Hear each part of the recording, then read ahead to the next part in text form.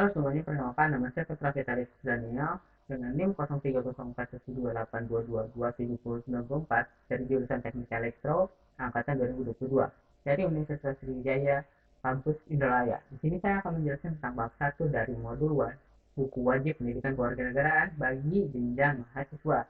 Dengan judul bagaimana hakikat pendidikan kewarganegaraan dalam mengembangkan kemampuan utuh sarjana atau profesional. Nah, di sini akan membahas 5 subtopik, yaitu ada satu menelusuri konsep dan urgensi pendidikan kewarganegaraan bagi kehidupan berbangsa dan bernegara. Yang kedua, menanyakan alasan mengapa diperlukan pendidikan kewarganegaraan. Yang ketiga, menggali sumber historis, sosiologi, serta politis pendidikan kewarganegaraan.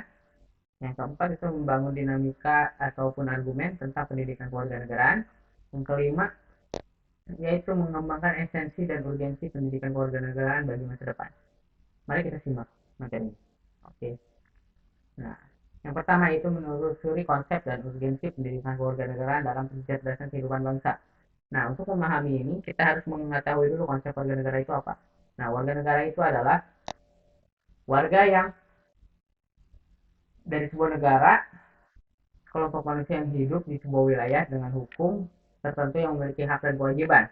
Nah, konsep warga negara Indonesia yang dianut di Indonesia itu adalah konsep warga negara modern, yang tidak seperti warga negara Yunani kuno, yang dimana warga negara yang dianut oleh zaman Yunani kuno itu adalah warga negara hanya meliputi angkatan perang, artis, dan ilmuwan filsuf.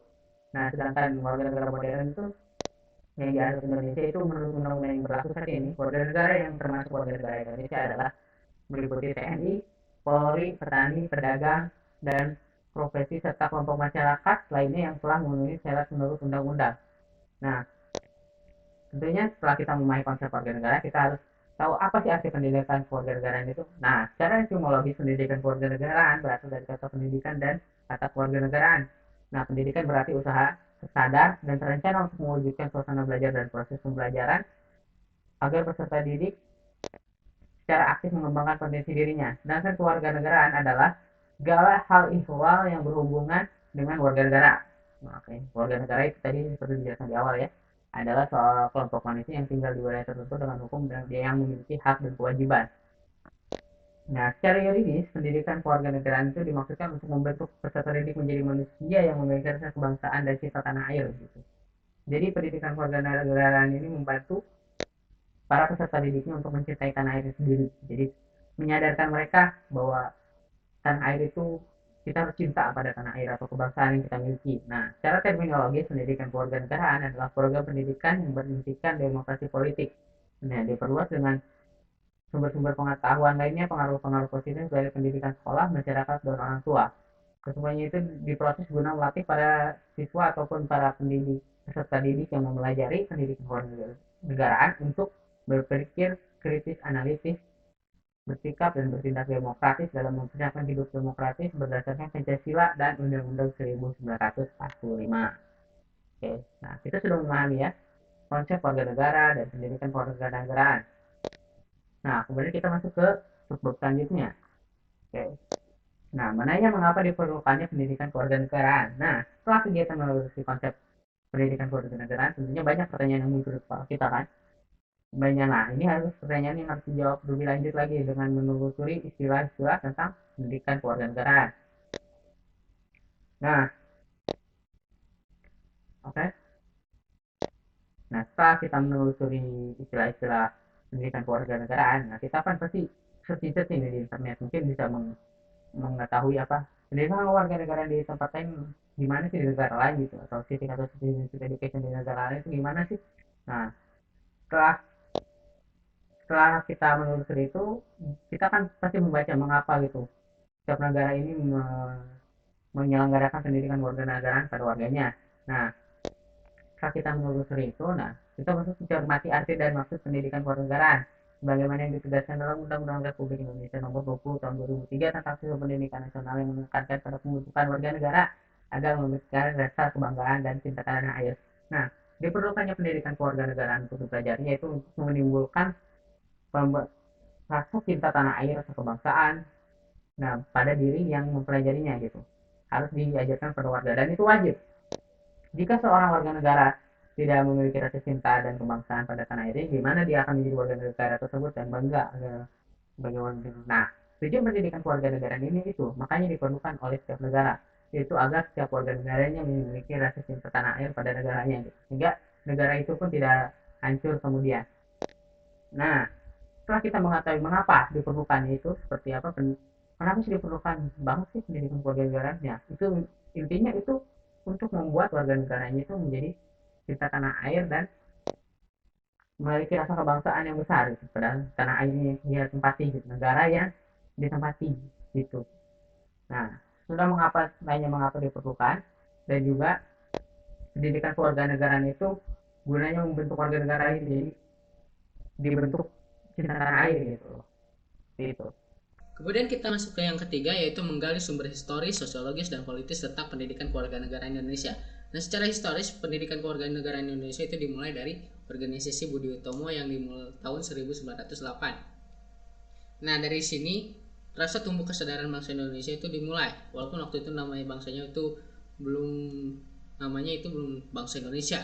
Nah, kemudian pada 1930 pun mulai banyak bermunculan organisasi-organisasi baik di luar negeri ataupun dalam negeri untuk memperjuangkan kemerdekaan Indonesia.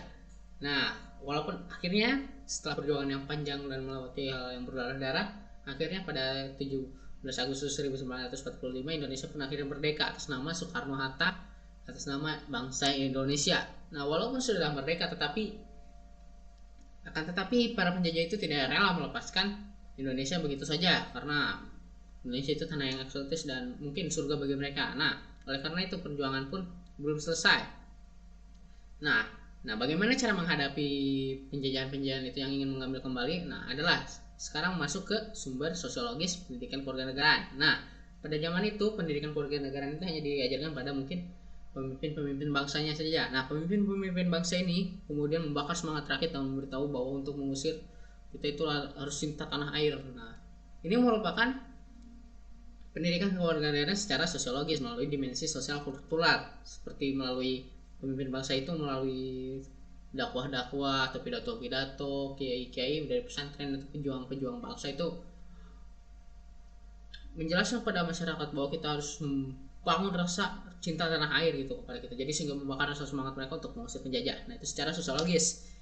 Nah, setelah secara historis dan sosiologis, nah sekarang masuk ke bagian politis. Nah, secara politis pendidikan kewarganegaraan itu sudah ada di pendidikan kewarganegaraan itu sudah ada di kurikulum sejak 1957.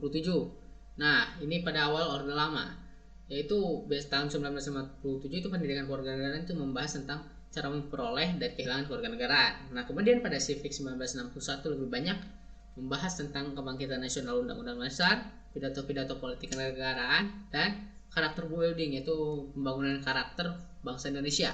Nah, kemudian ada orde baru lagi. Nah, pada orde baru ini kurikulum sekolah yang berlaku adalah kurikulum 1968, di mana di dalam ini yaitu hal-hal materi atau metode yang indoktrinatif pada masa orde lama ataupun Civic itu dihilangkan dan diubah menjadi pengelompokan, yaitu pembinaan jiwa Pancasila. Nah, pada kurikulum 1968 ini itu juga mengalami perubahan lagi pada 1975 yang menjadi mata pelajaran juga berubah jadi pendidikan moral Pancasila dengan kajian materi secara khusus, yaitu menyangkut Undang-Undang Dasar 1945 dan Pancasila yang dipisahkan dari mata pelajaran lain seperti sejarah, ilmu bumi, dan ekonomi itu dipisahkan pendidikan warga negara. Asalnya di 1908 itu pelajaran sejarah, ilmu bumi, dan ekonomi itu ada korelasi dengan pendidikan warga negara, tetapi tahun 1975 ini dirubah.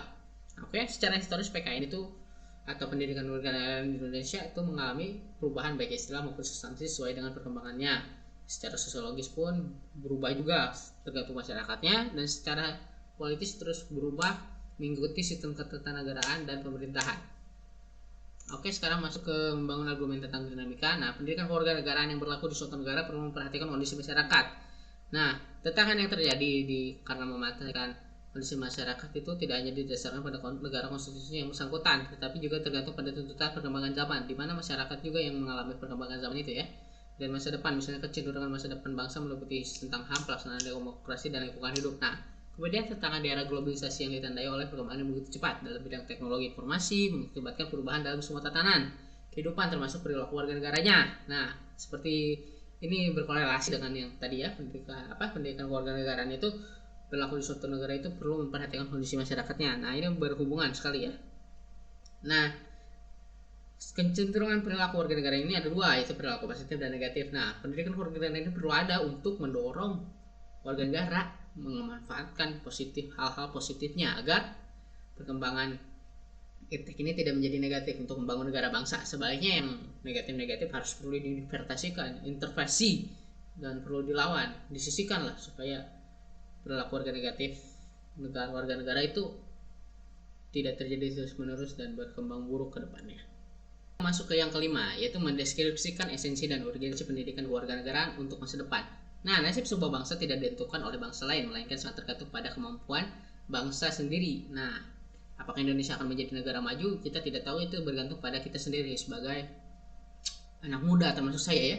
Nah, demikian pula untuk masa depan pendidikan kewarganegaraan sebagai esensi dari pendidikan kewarganegaraan sangat ditentukan oleh eksistensi konstitusi negara dan bangsa Indonesia. Nah, pendidikan kewarganegaraan di Indonesia akan sangat dipengaruhi oleh konstitusi yang berlaku dan perkembangan tuntutan kemajuan bangsa, bahkan yang lebih penting lagi akan sangat ditentukan oleh pelaksanaan konstitusi yang berlaku. Jadi eksistensi ataupun esensi dari pendidikan kewarganegaraan itu berpegang erat dengan adanya bangsa Indonesia itu atau mungkin konstitusi yang berlaku. Jika konstitusinya beda dengan yang sebelumnya, mungkin akan berbeda lagi pendidikan kewarganegaraan. Jadi pendidikan kewarganegaraan itu sangat bergantung pada hal itu. Oke, sekian dari saya materi yang dapat saya sampaikan. Jika ada kata-kata yang salah, mohon maaf. Saya Petra Daniel, izin undur diri. Sekian dan terima kasih.